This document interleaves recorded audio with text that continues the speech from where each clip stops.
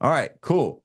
So let's go ahead and get into the Windows 10 end of life. I'm super excited about this campaign. This is one of the few campaigns that we just recommend everybody runs. I mean, this is one of the few ones where it's like, hey, you know what? Just you should run this one. Yep. One, um, I think it's a beautiful campaign. Let me just make sure my two, it's time sensitive. We usually Yep. don't do time sensitive content, but the end of life stuff, we always do some type of campaign for. And it's short, it's micro. So even if you're not used to running our campaigns, it's a good one to kind of like, what's the term for it? It's a good one to kind of get your feet wet on Yeah. and just kind of, oh, okay, this is how a campaign works, Yeah. right? It's very cohesive. Everything goes together Yeah. in each piece of it, which we'll show when we share up. But do you want me to Yeah. start sharing? Yeah. I would say go ahead and Cool. share. We're gonna dive into kind of the step by steps of running the Windows 10 end of life campaign. Where would you like to start? I'm gonna pull up my word and I'll kind of go through it and I'll let you just show what I'm saying. All right. So the first thing before we open anything, the campaign really is going to revolve the we're going to be we're going to be covering the campaign for prospects. Like that's the one we're going to cover today. The ones for your client is super straightforward. You probably have your own internal process, so we're not really going to cover Mhm. that. It's straightforward. So we're going to cover the prospect campaign today. All right. So the prospect campaign, the first thing we're going to do is we're going to download the pain points and opportunities and we're going to review them. This goes for any campaign. Always start with the pain points and opportunities. And the reason we have to do this is it sets the context. I Go just want ahead. to make sure this is sharing up as well. It should be sharing my entire window. Yep. Yep. Perfect. So did you want to talk about the pain points and opportunities a little bit? Yeah. I mean, so as I was saying, when we cover the prospect campaign here, I mean, we built it all around kind of at first we were talking about like remember Windows 7. That was the first thing I remember. But what really stuck for us and kind of like the through line throughout the campaign is definitely like Windows 10 end of life is coming October 14th. Has your IT provider even said anything? So that's all across the campaign. And then that was one of the main like the pain points here that we listed out here. We kept it concise, just quick ones for each that we felt were the biggest ones that were affecting people coming with Windows 10. And I mean, the pain points especially are where we really spent the most time feeding them into the campaign. So that like when you're sending the emails, they're addressing the pain point of hackers waiting to exploit vulnerabilities with Windows 10 as soon as it stops receiving updates. How the longer you wait, the more likely somebody's going to exploit that. And it's a really costly mistake. IT provider keeping quiet is one where it was really tied into like has your IT provider even said anything about Windows 10? That's big into the retargeting ads that if somebody's scrolling through and they get this information from you and you're not even their IT provider, it's going to kind of shock them and make them wonder, okay, I'm getting this information from a retargeting ad on the internet, but my current IT provider has not kept me up to date on this pretty important change that is coming up quickly and will continue to be more relevant as we get closer to that October 14th, 2025 date. But yeah, obviously you can download this from the site at any time, but we definitely try to keep those main points throughout the whole campaign. But yeah, Yeah, exactly. So that's why we always encourage you to look at the pain points and opportunities before you run any campaign. Because the other thing it does is if you do get a prospect, it gives you really good talking points. Like I get it. We all know cybersecurity. We all know Microsoft 365. We all know Windows 10 end of life. But like, what are the talking points that actually address the pain point and actually is an yep, opportunity for you to talk about? So that's why those are actually surprisingly gold hidden in the campaigns. A lot of people don't even like mess with, and we really should. So I just wanted to kind of start there. Let me see if anyone needs to be allowed in. Nope, we're good to go. All right, so the next thing we're going to do is we're going to download the ebook and we're going to brand it for our MSP. This ebook is fantastic. It's the best Windows 10 ebook I've seen out there. Maybe I'm a little biased, but but I think Steven really did a fantastic job on it. Um, and last time we talked about how to brand these in Canva super easily. That training is now on YouTube. That was Steven covering that, easy peasy. So just brand it for your MSP. That would be the next step in the campaign. Cool. After that, we are going to set up the landing page on our website, and it's going to have both the ebook and the infographic in it. The reason we have to set up a landing page before we do anything else is because all roads lead to the website. We say that in our advertising, we say that in our SEO, Google My Business, all roads need to lead to the website. So most of the ads, the direct mail, most of the things that we're putting out towards our prospect, we're really trying to drive them back to this landing page that gives them a little bit more information. It's written in a way that kind of moves them through the page. And then at the end, obviously, we're going to be you'd be adding a contact form here at the Mhm.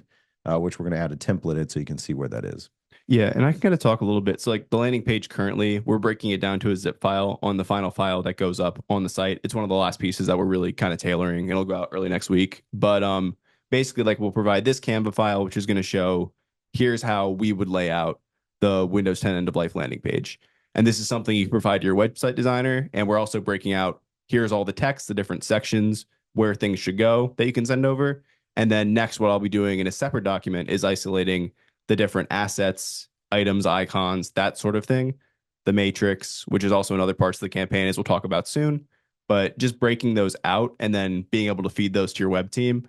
I know we tried previously kind of feeding them with Canva, but one like this, we really think it's valuable to have your actual web team. It might be us if you're an inbound client, but basically getting implemented on there. So we're also going to get this over to our web development team. They'll build it based on our specifications, and that's going to help us find out basically where any pain points for you guys would be with implementing the landing page. But yeah, this document is just kind of the here's what it should look like, and then we're going to try to make it as easy as possible to actually integrate that onto your site. Yeah, obviously, if you have a web design team, this is going to be easy, but you may not. And so it's going to be a little more complicated. I'm just going to be honest. It's going to be a little more complicated. But everything you need is here. Steven's going to make it all in zip files. So it's like, it should be, Yep. if you're using Elementor, Divi, it should be relatively quickly, but this will be probably the most time consuming aspect of the campaign. It's worth the most effort. It- So, but it, yeah. yeah, you're right. It probably has the highest value because we need to drive people to the landing page. Yep. Cool. And of course, you might change it, right? This is a template. You can say, oh, actually, I'm going to add my face here, or I'm going to actually change the copy, whatever you want to do, but we do need to make sure we have a landing page. Cool. So awesome. So now we've reviewed the pain points. We've made sure the ebook and the infographic look like us. We've set up the landing page. One of the first things we're going to do is we're going to set up retargeting ads and have them route to the landing page. So We have two main options for these. we have two options for the retargeting. You might want to put both of them in. You might want to put both of them in, and people will see different ones at different times. So you have the column, you've got the square, and you've got the rectangle.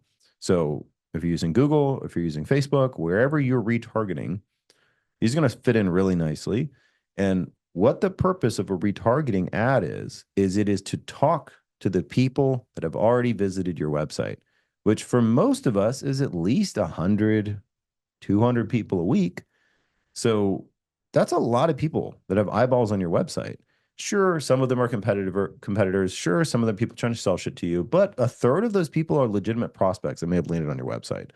So we are now talking to them throughout the web and throughout Facebook. You can also do this on LinkedIn. This is extremely easy. You literally just copy and paste a code on your website, and boom, now LinkedIn knows, and now Facebook knows, and now Google knows who's visited your site, and you can show just those people these ads. Some people have retargeting budgets as low as $100 a month. So this is not an expensive thing either. It's just the most targeted way that we can advertise to prospects.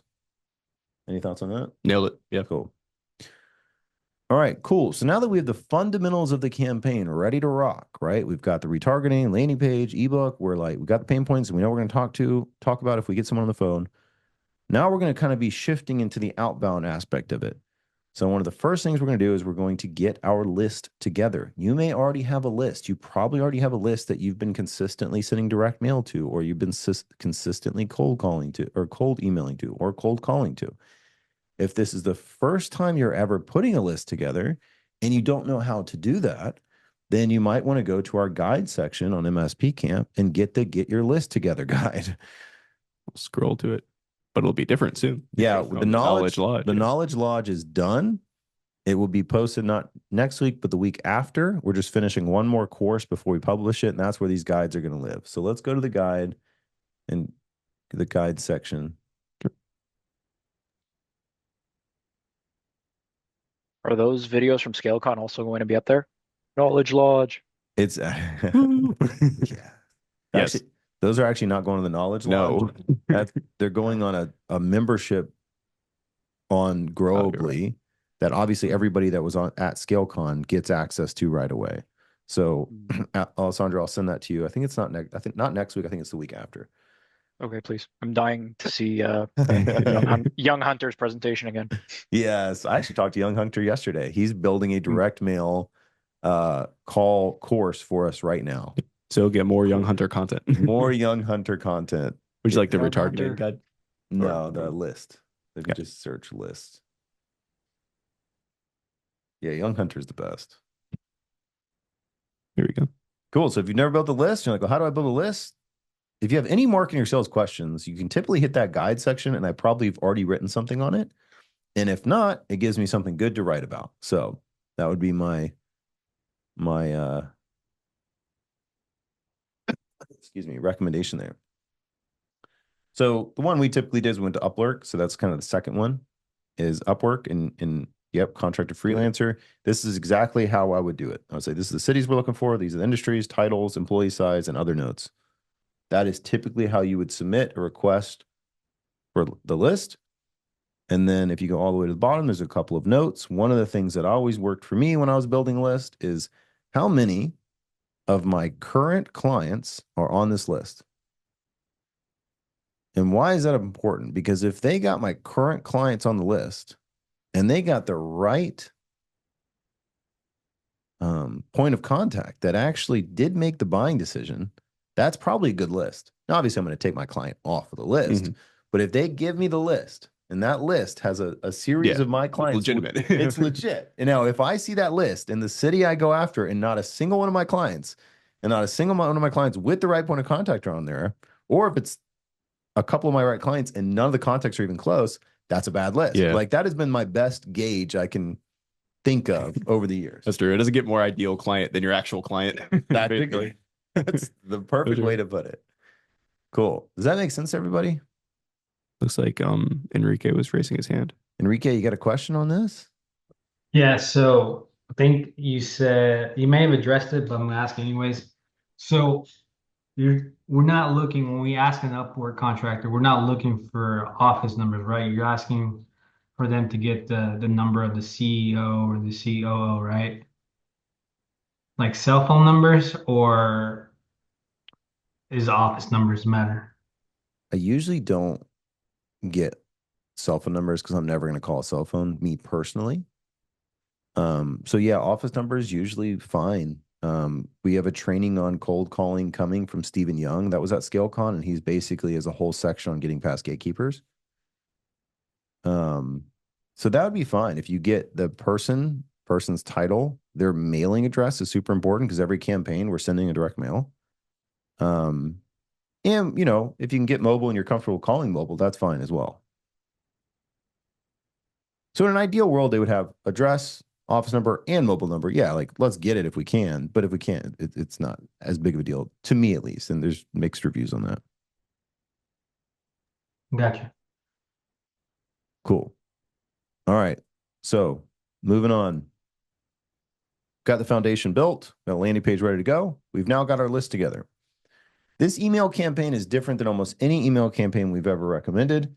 And that's because we have so long before Windows 10 actually happens. So this one's for prospects. Clients' email campaign is completely different. We have to talk completely different to our clients and our prospects.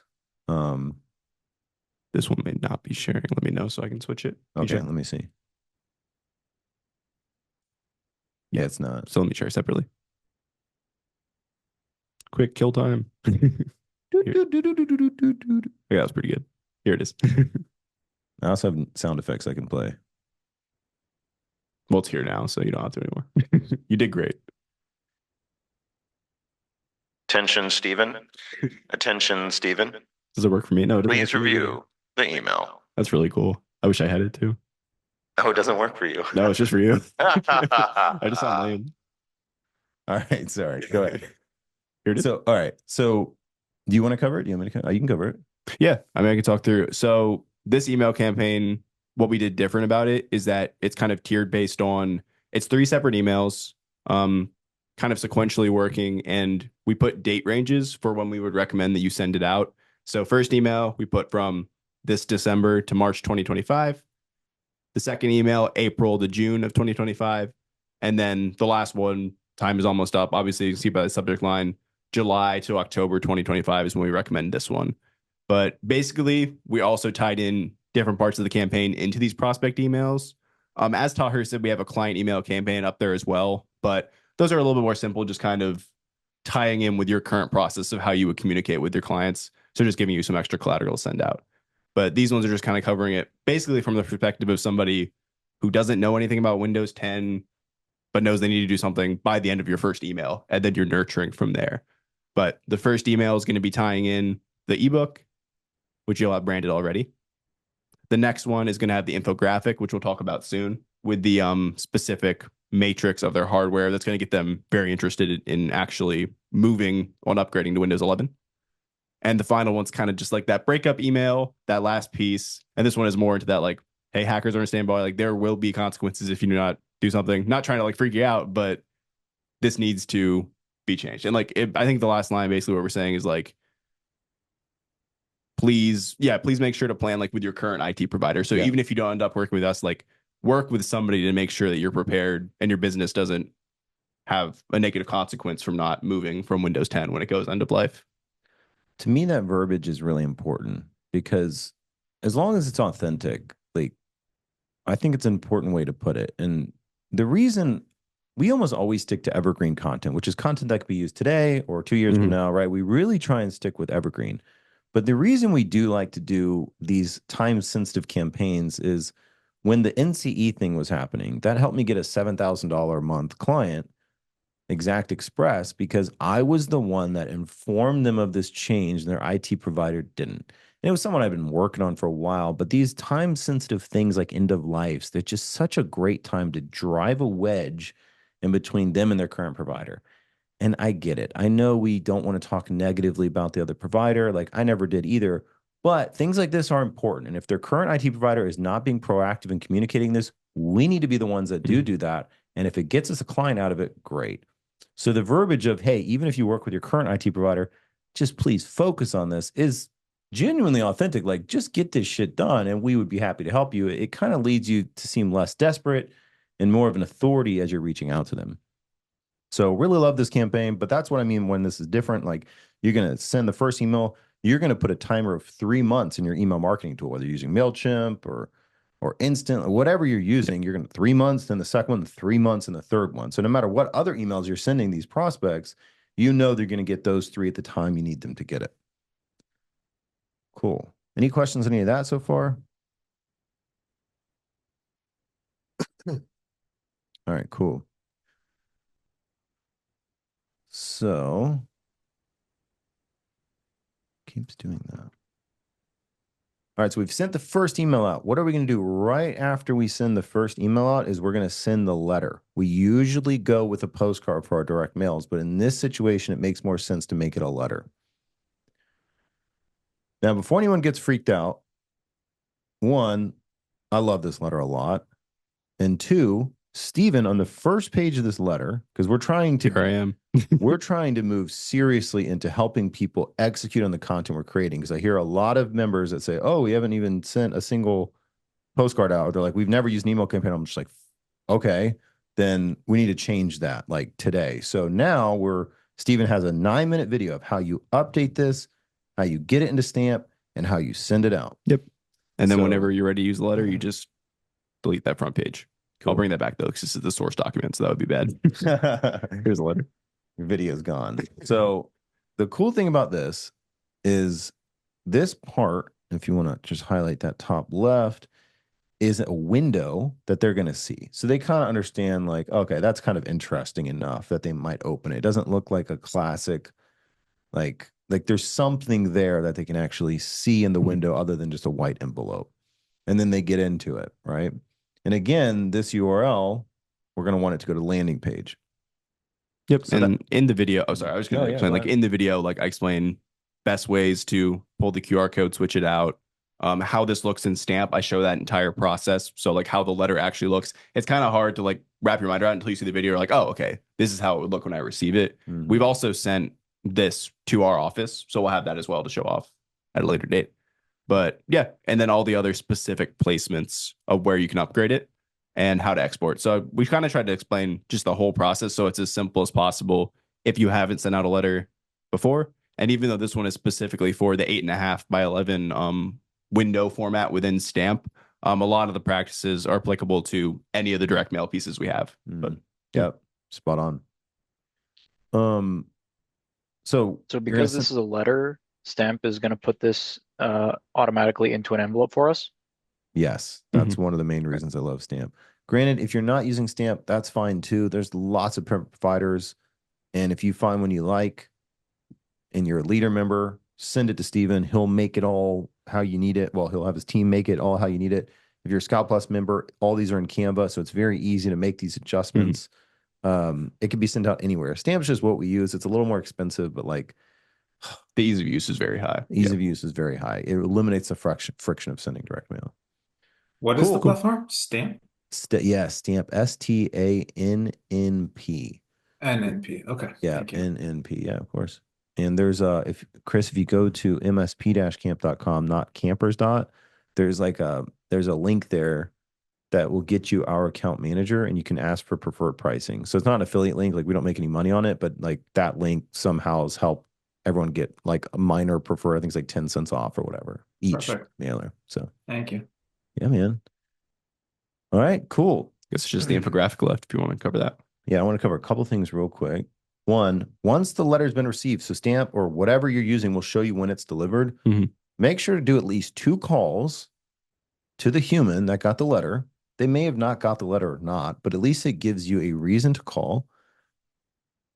And call at least twice, right? The first time you may not get them, but you leave a voicemail. Second time you may or may not get them, but you got to call at least twice. We can't just call once and give up. You got to call at least twice. And again, Stephen Young has an entire calling course coming out. And then Hunter in Q1 has an entire direct mail course coming out. So we're going to give a shitload of direction on how to do this. We've been so content heavy, love the content so much at MSP Camp. Now we're hardcore shifting into 1, keeping the content going, but 2, super actionable advice on doing it. So that no one has an excuse not to execute. So perfect. So that's it. Once the letter's been received, you're going to see it's received. You get them on a call flow, whether you're doing contact science, whether you're doing an Excel spreadsheet, whatever the hell you're doing, just make sure you track, okay, these are the people. Here's the 300 people I sent it to. Each one of them is going to get at least 2 calls from me over the course of typically a week. All right, a couple notes before Steven covers the infographic, which I love. Each ad that you run, a linkable resource should go to the landing page on your website. We got to move people to the landing page. That also helps too, because if it's on your main page, they're going to get that tracking code. So even if they got an ad, if they came in from somewhere else, direct mail, a different type of ad, now they're also going to be seeing your retargeting ads. If you already have a cold email process, just plug this right into it. If you don't, you absolutely should have some type of cold email process happening on an ongoing basis. We have more training on that coming soon. We do not want to cold call out of our main domain typically. But yeah, we definitely want to have some process going. There's a ton of excellent email campaigns in MSP Camp that you can pull and go with. All right, so we already talked about Stamp. Awesome. So the last aspect of the campaign is the infographic. So I'm going to let Steven kind of explain when this is applicable and how to use it. Sure. And do you want me to cover the current client one as well? I know that has a few more. I think in this situation, yeah, because Yep. So I'll share up the prospect one first. This one's pretty simple, and it's built off of the matrix that's brought in the client one. But really the main point of it is to show, like, here's an example of a report we send to our clients to update them on the status. So Windows 10 end of life is getting closer. Here's what we do for our clients so that they're prepared. And it's a breakdown of users, the age, and all this is explained in the client one, because obviously you'll be sending out to your current clients using that template as well. But it's kind of just showing them, like, oh, I don't get something like this from my provider. And it's even poking at that too, like, wait, you haven't got one from your current provider. Still tying them to that same line. And then basically it's just like, send us a message below, like, the sooner the better. Let's get ahead of Windows 10 end of life. So simple infographic, all brandable. This one is pretty quick and easy. I mean, it would take maybe 5 minutes to update. I mean, you can update the colors and everything of the matrix as well. But kind of the main one to focus on here is the Windows 10 end of life upgrade guide for current clients. And on this one, we provided a video as well that I was talking over. I think it's a little bit longer. Yeah, so a 14-minute just overview video of I've just opened this infographic. You're where we are right now, just opening the Canva document. Here's everything you do with additional pages. So I won't go overwhelmingly into detail about it, but like this is just kind of informational page. You can watch it, click over to Loom if you'd prefer to watch it there in your browser. And here's an example of like how we would fill out this matrix. So basically, these first 2 pages are instructional, and the last 3 you choose based on what client you're targeting with the matrix. So I filled out example here of how we did it. So like we have all the workstations, just like user 1, 2 examples. You put the workstation name here, and we color coded based on a few different factors for the ones of age, the current OS, our recommendations, and then the upgrade month that they're planning to move from Windows 10 to Windows 11.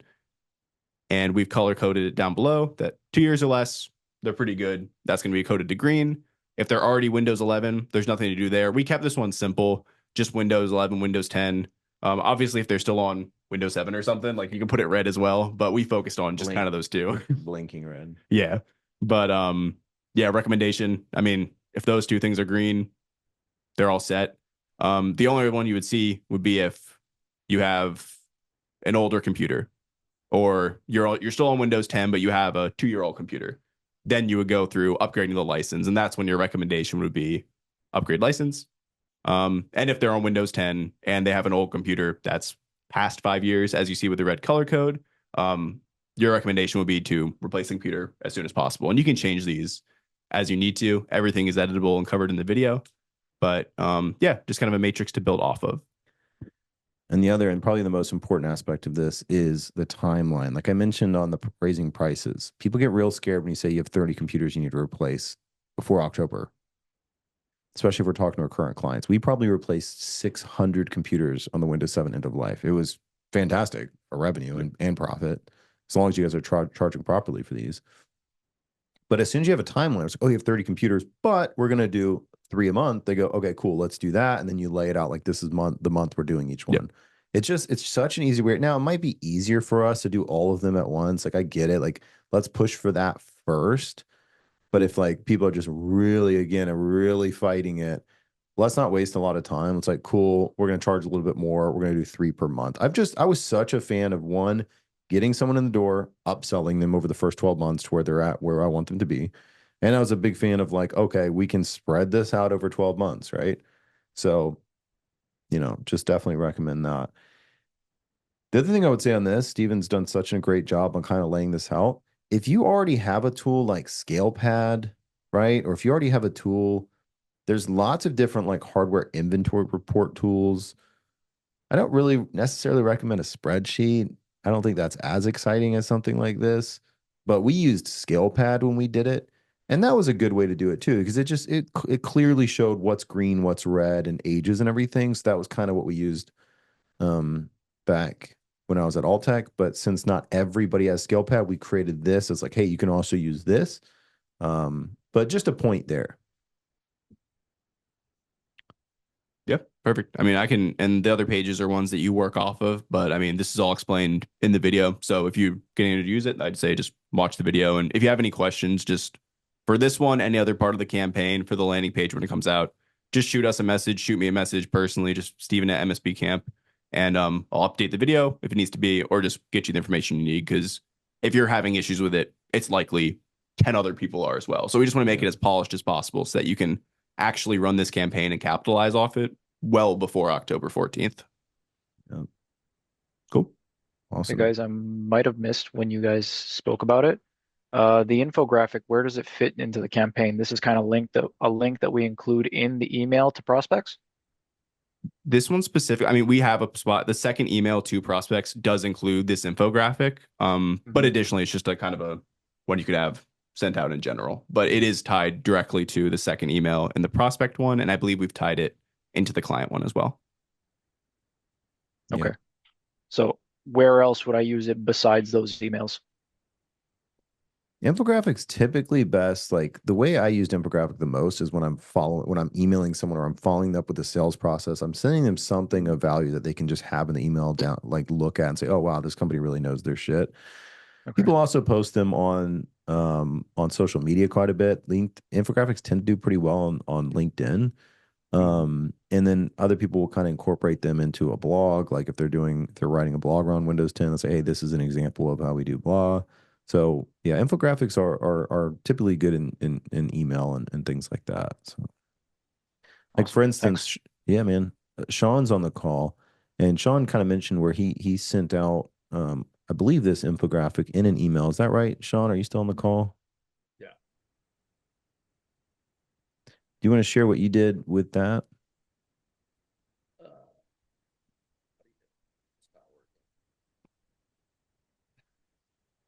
It's kind of hard to hear you, so no worries. Yeah, my audio is not working. Oh wait, It now it sounded good is. there. Yeah. Oh, is it Yeah. there? Yep. Yeah, you're here. All right. Oh, now it's not. Now you're muted. But it was there, It right? was there for a second. So Zoom is cool. acting up. All right. No worries. Um, so just wanted to kind of take a moment. Does anybody have any questions on that? Did that all make sense? Any thoughts? Are you excited to run it? Like, Yeah. give me something. I have I have one thing I'd like to ask the group and you guys as well. Is it just me, or do I feel like it was all over the media? And just don't mean like news feeds for us in the industry, but it was all over the news. Probably got some mention on CNN and all that stuff. Even when Windows 7 went end of life, now every clients expected that conversation from us. Now I feel like we're getting more of. I wasn't aware of that. I haven't heard of that. Last time this happened 5 years ago, we heard it on the news kind of thing. Is it just me, or is this not being, spoken about publicly like it was last time? I'm super excited to hear everyone's thoughts. I do just want to make one point, which is just something I've observed. When it comes to things like this, the client doesn't even really need to know what it is. And here's my example on that. When I was communicating to Exact Express, Microsoft 365 NCE, they didn't know what the fuck that meant. They didn't know or understand what NCE. They didn't understand. I mean, obviously, I sent them a lot of collateral about what it is, but what the point of a positioning campaign like this is saying, there's something you need to know, and I'm the one sharing it with you. So, like, we see like the section 127 or 179 or some other shit that's being communicated. And the point of that campaign is we're saying something is coming and we're the ones that are communicating to you, but it is important. Like I can't tell you how many times I've got emails from my clients because an MSP emailed them about some change that's happening and they would email me. So it got my client's attention. My client would say, hey, is this something we need to worry about? Like they were legit kind of like, wait, this MSP is telling me this. Like, do we need to focus on this? They're forwarding it to me. And even now, as a managed agencies, number of times clients email me something about a WordPress hack or whatever. They're emailing me because I'm their marketing. It's like, hey, is this something we need to think about? Is this something to worry about? Like, so it means we're getting their attention. So I'm sorry. I hope I didn't take up too much of the time there. Anyone have any other thoughts on Adam's question there or statement? I think it's just a little early. Still 2024, and this is coming end of 2025. So I don't think the news is really going to bite onto it until it gets a little bit closer for them. Yeah, it was actually in the news 3 weeks ago. Nice. So it's just that I'm not seeing it. And I wasn't really concerned one or the other. It was just a point of curiosity for me. The other one is anybody else still doing hardware as a service for desktops? I'll take that as a no. We didn't do it for desktops, but we did it for everything else. Okay. I just thought that perhaps with the number of, desktops that may need replacement here, that it was an opportunity to sort of push. We've offered it. We had one client bite. We probably offered it for 6 years now. We had one client bite. They're more interested in the financing of it, but they look at the TCO on it, and it's like a desktop can end up costing you $2,500. That's $1,100 brand new. And I get it. We just offered it because I felt like it was all the trend, 2 years before COVID to do that. Yep. and it never, it never worked. We put firewalls in there as part of our, monthly service and all that. So I guess we are technically offering that there, but I just saw that as maybe an opportunity to push that. But it sounds like, we've got 20 something people on here. If nobody else is doing it, then it's just something I should kind of let die, it sounds like. Well, in all fairness, Adam, we are actually looking at because of the Windows 10 blowing out. And, I was just at a conference and I was talking to a $25 million MSP. And he said his clients are so sticky because all of their tech belongs to him. So his seat price includes a new device. I like the idea. And his contracts are long. I mean, he's going out 5 years on his MSP contracts because of it. So like his seat price is not higher than mine.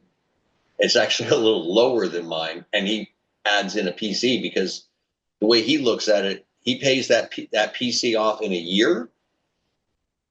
And then years 4 through 5, it's 100% profit, but that customer is sticky, and he's basically got them, by the short and curlies. We did not so much for a financial perspective, but more it takes us away of those people that when it's 4 years old, it's having issues. Oh, I don't want to spend them. I saw it as us controlling the hardware and reducing our ticket volume. If somebody still has an old spinning drive, we can wipe those, we can blow those out, put in SSDs everywhere. And it's not a matter of getting them to, something fails, getting them to agree to replace it. Our contract says that if we can't fix it in X amount of time, we'll just put a new device in there under the, the HAAS. Yeah, well, that was also his point. New machines don't come with problems. He goes, so his automatic tickets dropped through the floor.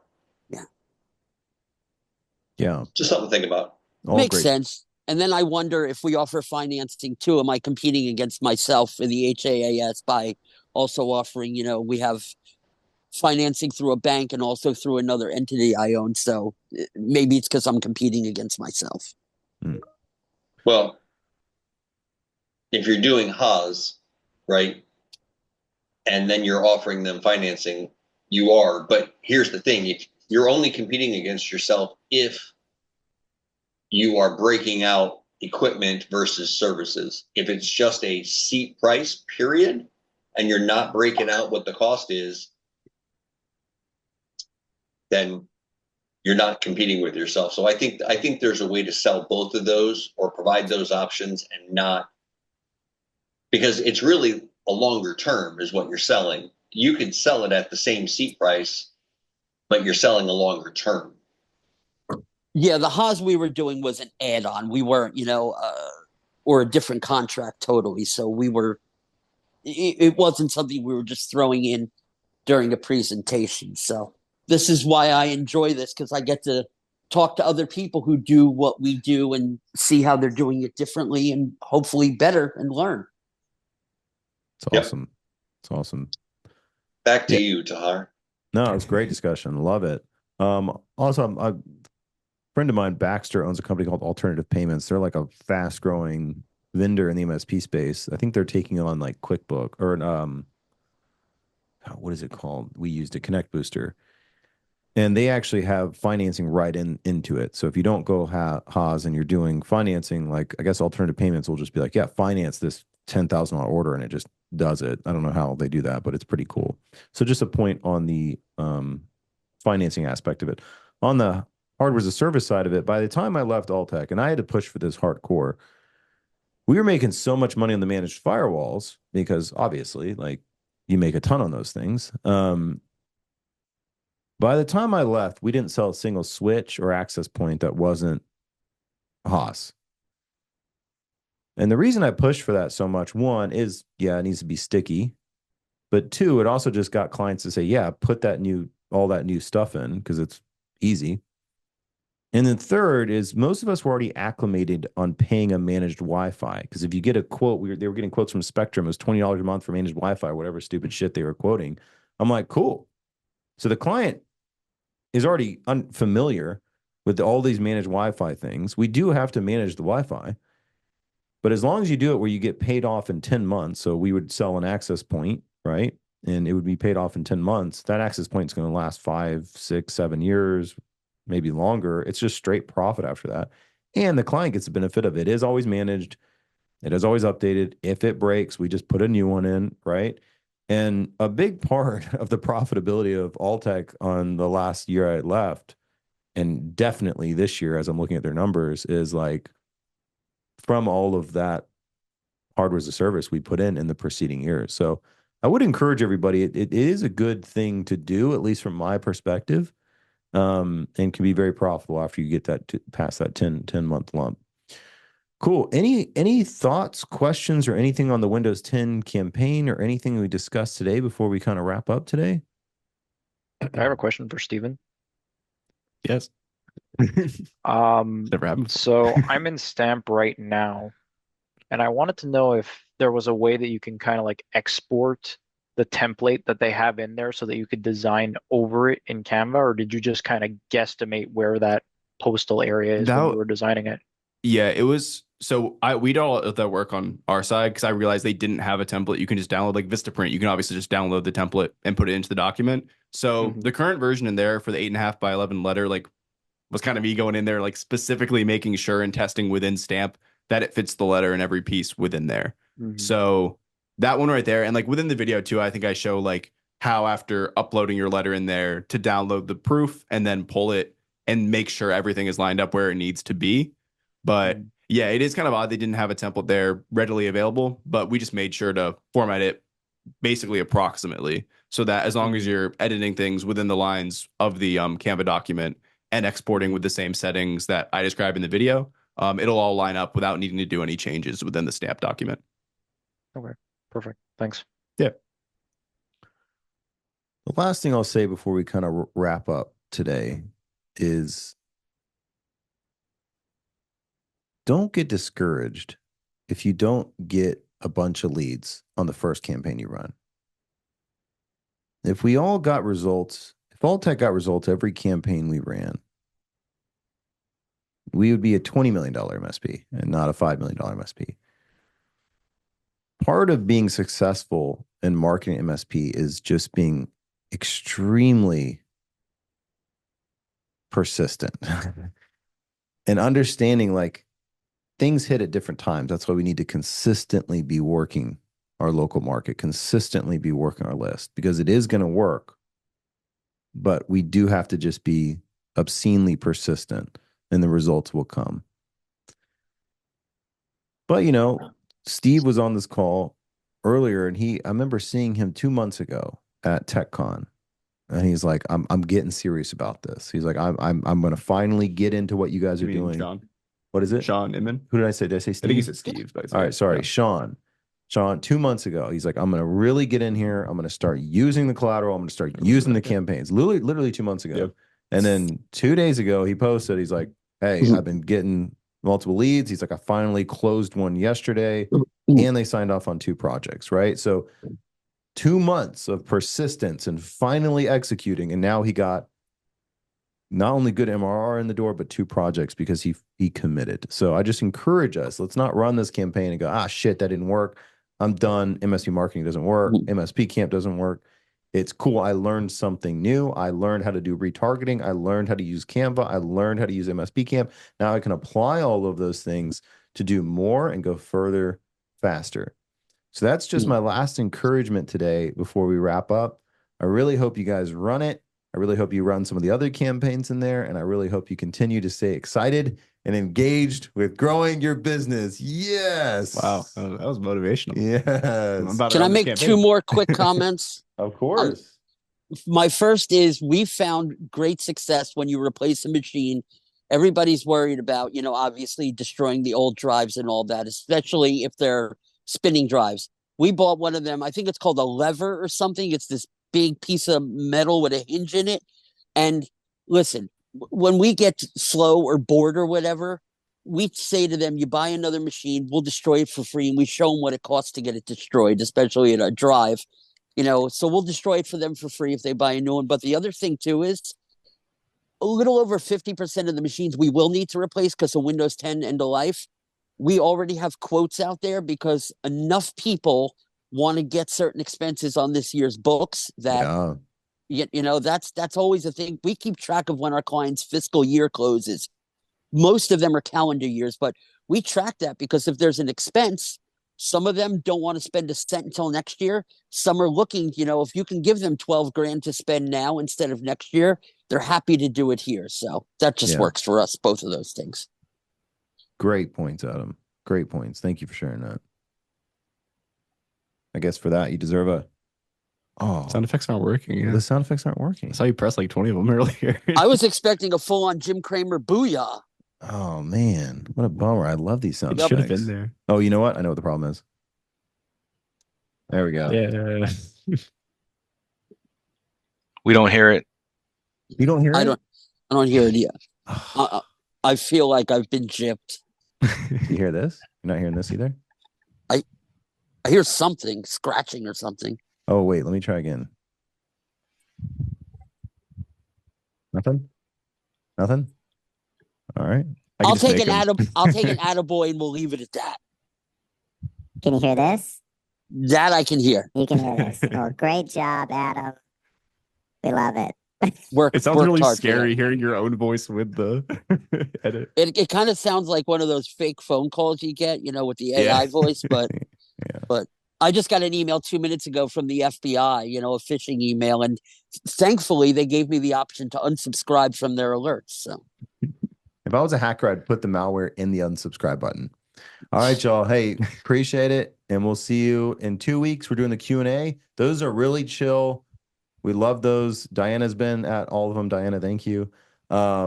They've been great, super fun. So in 2 weeks, come back. Those are a little more chill, but we do just kind of as a group. It's a lot more of what we did in this last 10 minutes, just talking, answering questions, networking as peers. So yeah, thanks for coming. Thanks, y'all. Appreciate it. Thank you. Awesome. Be well, Thanks, everybody. Take care. Take care. Bye. Peace.